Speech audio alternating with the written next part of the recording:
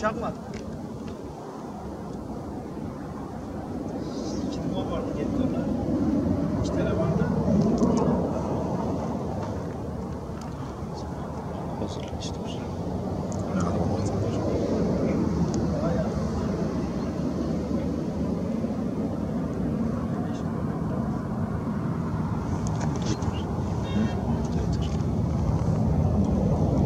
Ses geldi.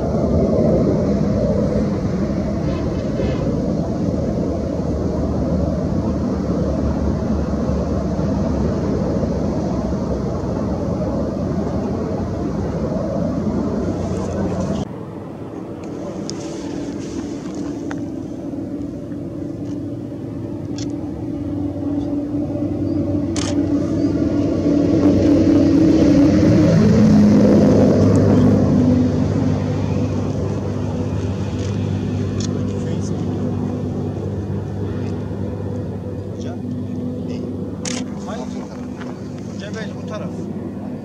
Cebel bizim Türkiye'de şey mi söylüyorsun? Karşılardaki şey yok. Cebel ama şura. Bu sefer çatarlı tek. He? Yok ora baba.